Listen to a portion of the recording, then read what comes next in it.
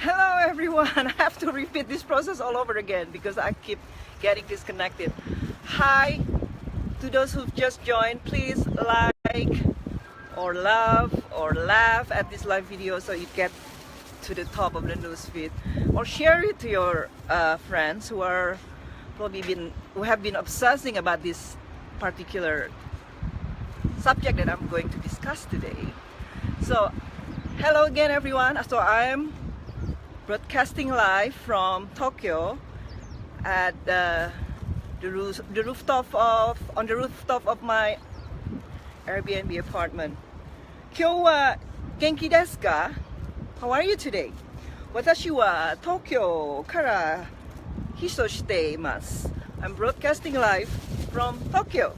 So, and this is winter, so it's rather chilly and windy here. So I'm probably gonna make it real quick, okay?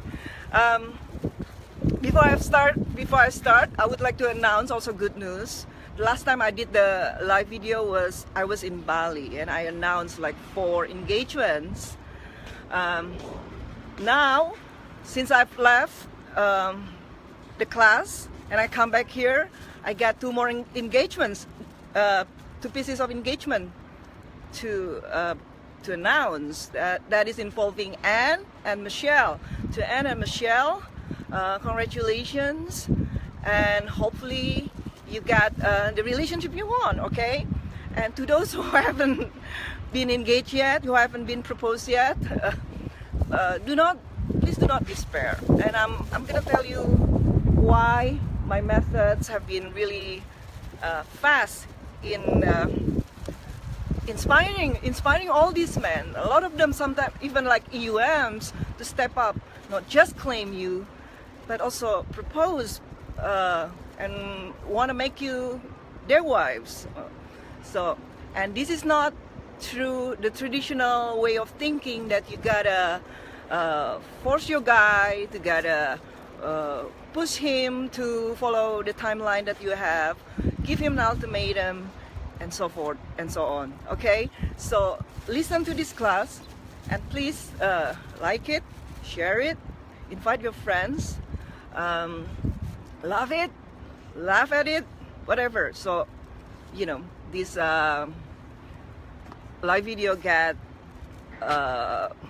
propped up to the top of the newsfeed.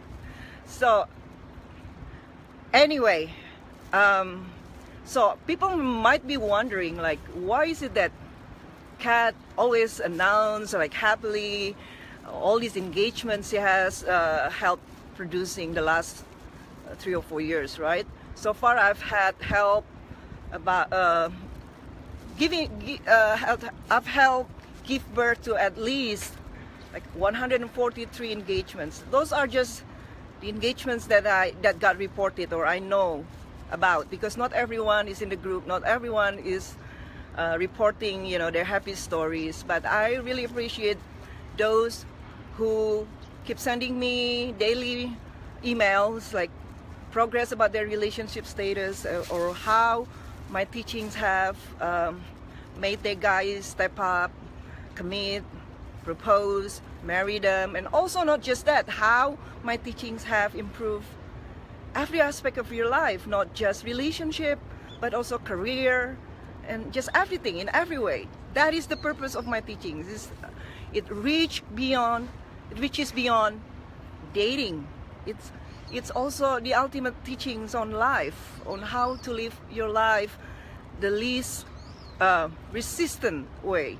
Because if you see me, I have 0 resistance in me, because I'm always like enjoying the moment wherever I am. And I'm very grounded and centered because I don't live in psychological time. This is the one thing that I've been always reminding you guys: stop living in psychological time. So it also applies when you are dreaming of this marriage thing. I do understand, especially if it is your first time. I've been there, you know. I wanted to get married and I wanted to, you know, start a family because the biological clock is ticking. I do totally understand that. But some of you, in fact, you know, a lot of you who come to me, you've been there, done that. Like you've been married, you've had 3, 4 kids. Some of you even have married twice, but you still put so much importance in this marriage thing, as if like, you know, this is like the be all and all, which you know it is not. And I'm telling you why. You are in that sort of like position of trying, you know, to repeat again the same thing over and over, and probably in your mind that do it right for the last time, right? But you haven't approached it the right way. Okay, so do you understand why women insist so much on marriage, but most divorces are started or initiated or filed by women? What does that tell you, ladies? Because this marriage idea, the idealism of marriage, doesn't fit the reality of marriage is all about. I'm not against or pro-marriage. To me, you know, it serves its purpose, obviously. So marriage to me isn't good or bad, or isn't to be avoided or to be desired. It is pretty much depends on case by case or person to person, right? Especially to most of us ladies who live in first world societies in which marriage isn't as significant as it used to be anymore in the past, or probably as important as it is in the third world societies, right? Because a lot of women in the first world societies or liberal societies like the US or Europe, they have had everything they needed.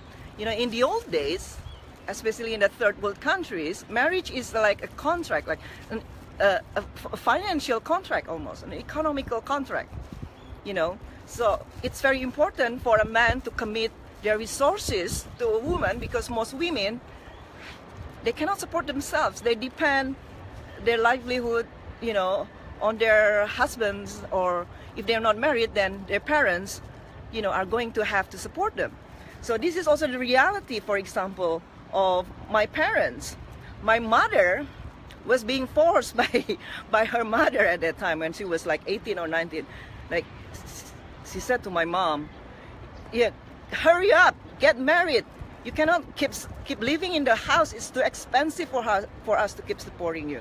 So her mother told her to hurry up finding her husband, because it's so expensive to support kids who are adult and, you know, no longer going to school and not working and not married. So it's a burden for her parents' family. So she had no choice but to get married. So at that time, you know, she was probably liking my father. My father was liking her. So they, you know, because of the pressure of the parents, they had no choice but to get married. But in those days as well, there was no such thing as dating, like taking her out on, you know, into a nice restaurant or going to a movie. There was no such thing. There was no expectation of such thing either. So dating is pretty much like he would come to her house and then they would talk, you know, like among everyone else, like, you know, in a public area. So after a few times or a few months doing that, you know, they start getting pressure to get married. So it's so different, you know, marriage in those days and marriage today. Today is more about this fantasy of romance. But those who have been there know exactly well what marriage is, what marriage actually is. It's nothing to do with romance whatsoever, right? There are very few couples, of course. There are exceptions to the rule who have been married for so long and are still madly in love with each other and have sex like rabbits every single day. But you could count in one hand, you know, those people or those couple, like maybe one couple in a million. So do not have this fantasy of marriage. It's gonna make your life so much rosier, you know, make you so much happier than the happiness you have right now. If you're not terribly happy right now, wait until you get married. It will be worse. So my point is, marriage is as good as or as bad as your relationship is right now without it. Okay, so if your relationship right now is rocky, or if your boyfriend is a lousy boyfriend, a lazy boyfriend, or an abusive boyfriend, that wouldn't change after marriage, ladies. You know, you think with marriage he will commit more. No, it doesn't work that way. It's commitment first from the heart, and that it translates into marriage. That is the right way. That is what I teach too. That's why it works. I know a lot of dating advice out there. For example, I'll just mention the rules, for example. They're so hardcore, right? About trying to pin down a guy to propose as soon as possible. So they make it into like an agenda. So either you marry me now, or I'm gonna treat you like dirt. Hey, do you know how successful these women are who are trying to, you know, to secure marriage that way? I bet it's not that successful. Yeah, some guys will be okay with that, but what kind of guys are they? Do you want guys like that whom you could control and pin down to marry you? I don't want a guy like that. Hell no. So this is why what I teach is so successful. You know, I have produced the most engagement, most weddings, most marriages, because it's the natural progression of a bonded relationship. So worry more about your relationship first, okay? Worry more about creating connection and bonding with your boyfriend, okay? And marriage will fall into place when the timing is right, when it feels right for both of you. Not just you, obviously, because it has to feel right for him as well, because it's involving two people, correct? So, yeah, so if you are like a successful woman, what is the need for marriage, really, if you think about it? Other than societal norm or dictate, or that the feeling of validation, that is also something I want to address. Ask yourself, is this need for marriage that you need it so bad is because you don't feel desirable enough without it? Because you don't feel that you're worthy of a man's commitment, or someone to be married if you are not being proposed to? Ask that yourself. Be very curious. The real reason why you need marriage. Because as I said, you know, you'll be excited for the first maybe few weeks. Yeah. After that, your life will go back to the usual routine, the usual ho-hums, if it's ho-hum to begin with.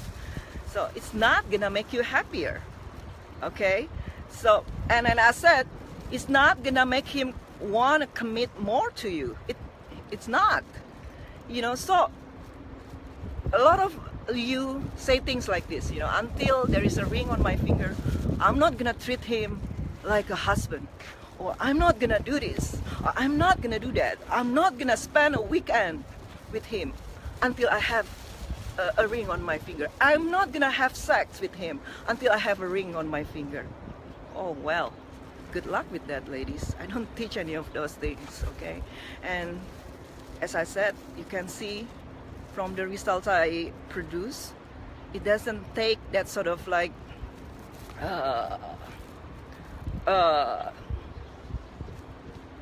that force for a man to want you, to want to commit to you. It's quite the opposite. It's very counterintuitive, isn't it? So I don't agree with those things that they say, you know, oh, do not live together until there is a ring on your finger, or do not treat him like a husband, or do not cook for him, or do not spend a weekend with him, don't go on vacation with him, don't have sex with him. That makes you a bitch. It makes you an iceberg. That's not something that a man would sign up their life for. Trust me on that, okay? But if you know that, you know, our relationship is great even without marriage, we love and respect each other, you know, we get along most of the time, right? And he treats me well. That is very important. How he treats you has to be the yardstick on whether or not you're going to treat him like a husband or a lover, whatever it is. Okay? It's not the ring on your finger. So mirror his treatment of you. Mirror his behaviors. If he's downright abusive, then why do you want to marry someone like that? It's gonna be a hideous trap for you. Think about it, right? If your relationship is rocky right now, you always fight and argue, marriage is the last thing you want. Trust me on that. It's gonna be very hard to undo it, and you will want to undo it in no time if you're not happy. Okay? Marriage is not going to make it any better. So think about it, right? So someone say, Tanny say, if a guy wouldn't put a ring on it, he's just using you and wants to get wife benefits while he is looking for someone he will actually get married to. Too many women play house with this man, thinking they are. Sorry, Tanny, I don't agree with you. You may be new to my teachings. Please, welcome to the tribe. Learn about my teachings. You know, get my ebook to start with, so you know the principles that I teach. You know, to assume the worst about a guy shows that you're not ready for marriage yourself, okay? So create that bond first. If you don't trust your man, your boyfriend, don't be in a relationship with him. You have no business, you know, being in a relationship with a man you cannot trust. As simple as that, okay? Surrender to what is. Surrender to the vulnerability of not knowing what the future is, because nobody knows what the future is. Those who are married, who have been married, they are divorced too, you know, and so many have been divorced more than once. So does it mean anything? Hardly. It doesn't mean anything if you don't know how to deal with yourself in marriage. If you don't know how to deal with your own shit. If you don't know how to deal with your own issues. If you don't know how to conduct your relationship, marriage doesn't mean anything. Okay? So, as I said, base how the treatment of him on how he treats you. If he treats you well, he loves you, he respects you, he invests in you, that's what the first thing you have to worry about, okay? But if he doesn't, you know, put you as a priority, he's lazy, marriage wouldn't change that. How many guys even bail after marriage, after having 2 or 3 kids? How many guys, you know, basically abandon their families, right? So there is no guarantee whatsoever marriage will fix, will make your life, you know, happier, or will solve your problems. There is no guarantee whatsoever. So worry about how he treats you, okay? And as I said, marriage is just icing on the cake, right? So worry about baking the cake first, and then you could put the icing on it. You know, I love the icing, by the way, maybe sometimes more than the cake, but I cannot just eat the icing because it's too sweet. So I need the cake, even though maybe I'm not such a cake person, to be honest. But I'm saying you still need the cake, okay? Without the cake, I don't want to eat the icing only. But the icing on a nice cake is really tasty. That's all I'm saying, right? So, any questions, anyone? So, I'm trying to... This is the first time I'm using my cell phone, so I don't think I can scroll down and up looking at your questions. So, just type it again, your question, so I can read it now, okay? So there, I have another question earlier from Rosemary, if I'm not mistaken. Rosemary asked me, what if there are like 2 EUMs who want to claim you or claim her, but she's an EUW herself. EUM is emotionally unavailable man, or these days when we say EUM, it's pretty much just what do you call it? A name that we call someone, a guy who is not committed yet. Not necessarily that he's really emotionally unavailable. And EUW is emotionally unavailable women. So Rosemary, if you know you're emotionally unavailable woman yourself, then get down to the bottom of it. Why you are emotionally unavailable, right? Then probably that's why you are with EUM, because it works for you. So if you are, ladies, if you've been with EUM for like years after years, bottom line, it's because it works for you. The relationship works for you. So you either change yourself, heal your emotional unavailability, or surrender to it. Accept where you are in the journey. So right now you're emotionally unavailable, that's okay. I have a client who just basically told me, I don't want a rotation. I'm not interested in rotation at all. Yeah, and yeah, of course he's seeing an EUM who just happy seeing her once a week, whatever, So I said to her, well, if that is your position, then accept it. Surrender to it. Be okay with it. Why are you not okay with the fact that he is an EUM while you are an EUW yourself? Because if you're not emotionally unavailable yourself, this kind of arrangement will make you fed up, will make you sick, and you don't want to continue doing that. The only reason you still want to see him because it works for you. So accept it. Stop trying to be somebody that you are not. Stop comparing yourself to other people. Maybe because you are being poisoned by other people who are saying, oh, he's supposed to live with you. He's supposed to see you more than once a week. He's supposed to claim you, to take you to his friends and family and parents, okay? No, there is no such thing as supposed to. It is what you accept and you're okay with. If you're okay with it, nobody can say it's wrong for you. You see, this is what makes me different to other people, to other coaches. There is no fixed right or wrong about these things. It boils down to how you feel about yourself. Okay, if you feel okay about yourself, you're happy, that's all that matters. Okay, here. Sorry. Michelle, Kat, if your man guy hasn't claimed you yet, but is stepping up and taking up your free time, should you still rotate if he's not doing anything that displeases you and he's making it clear he's very interested? Okay, here the bottom line.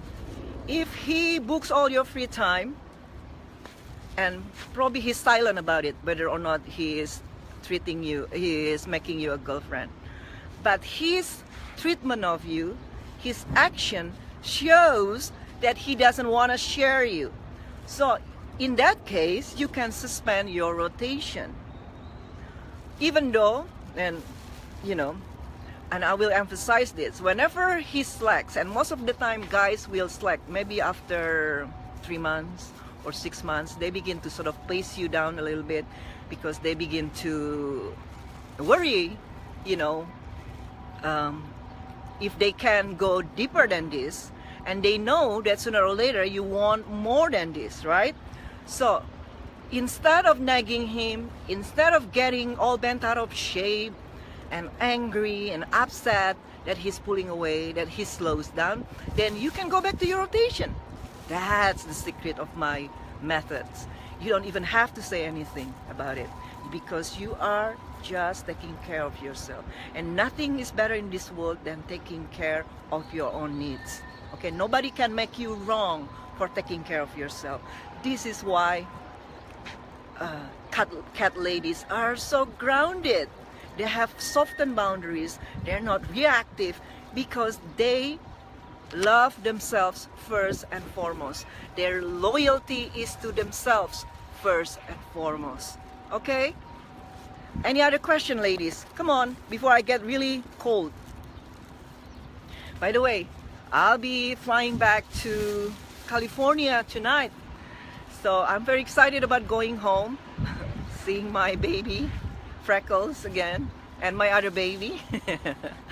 So okay, those who just join us, please like and love, or you can also laugh at it or share it, invite your friends. Okay, so any other question, ladies?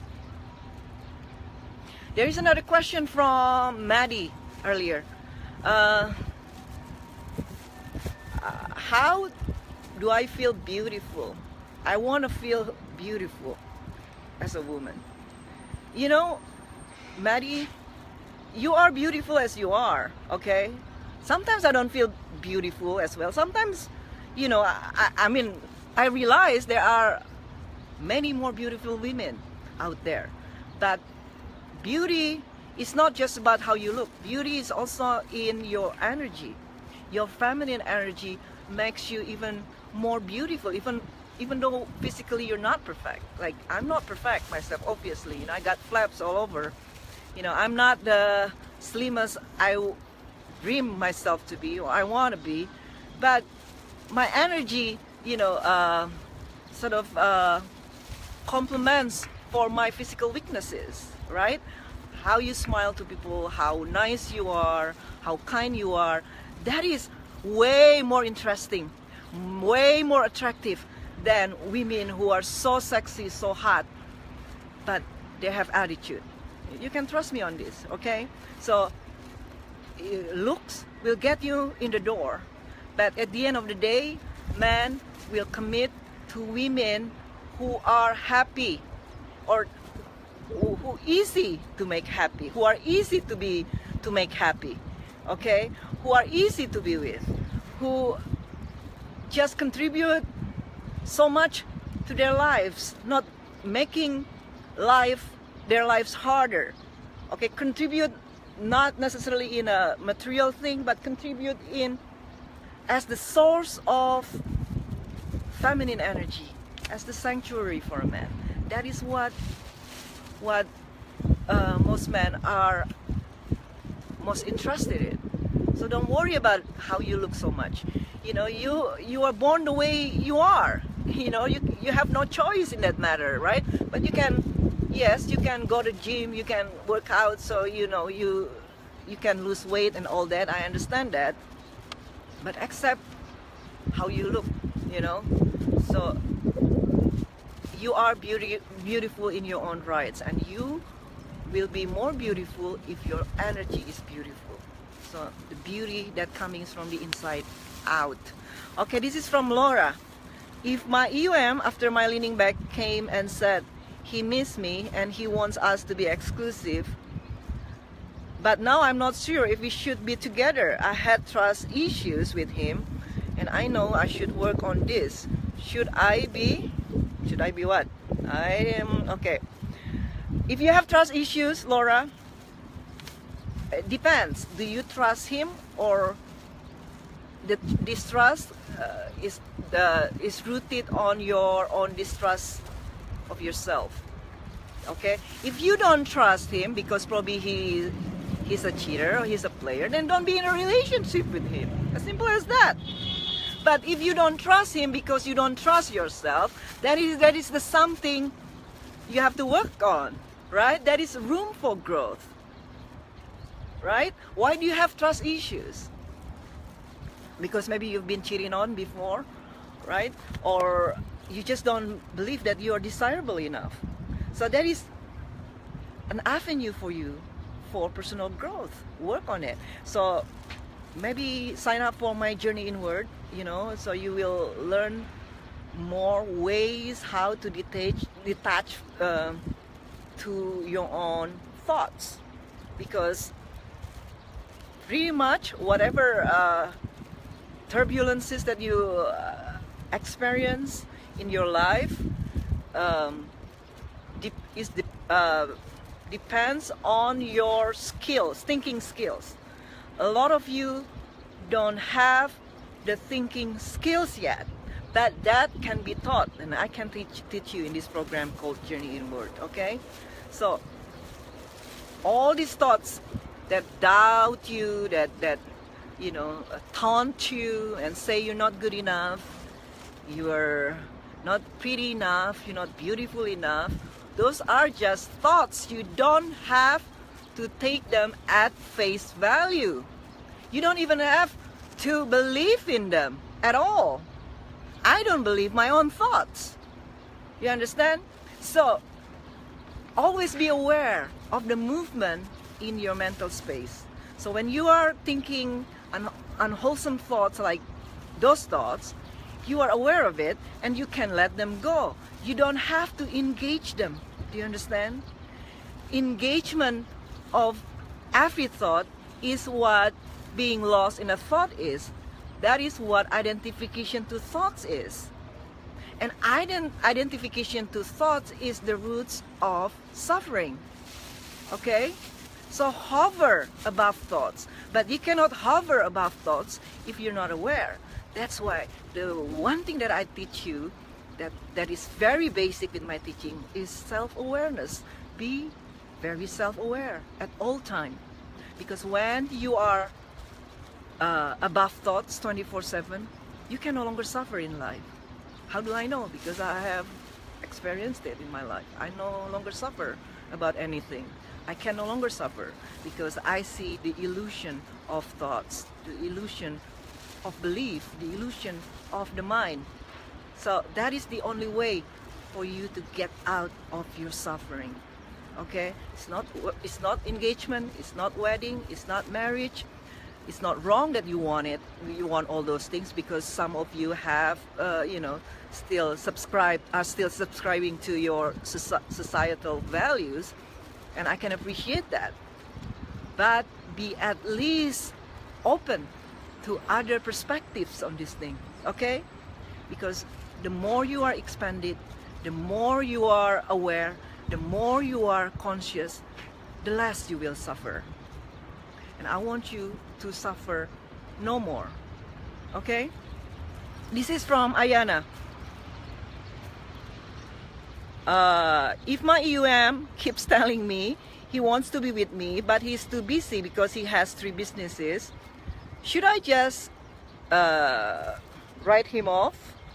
When I back off, he says he wants me, but he's not making time. What should I do? Ayana, there's nothing you should do. The good thing about what I teach is you are in the receptive role. You are in the passive role. So you are just responding to men who are pursuing you. You respond to pursuit. You don't have to worry about guys who are too busy to conduct a relationship, to date you, to take you out. Let them do whatever they want to do. You just respond when they come to you. That's why you don't invest unnecessarily. Now you're worrying about, should I do this, should I do that? Why worry about it? Focus on guys who are interested in you and who also have the time, who actually make the time to see you, to be with you. Okay? So that is how you do it. Instead of conceptualizing what I should do with this guy, he's not around, he doesn't exist. As simple as that. Okay? Out of sight, out of mind. Any other questions, ladies? It's very beautiful here. Look around. Look around.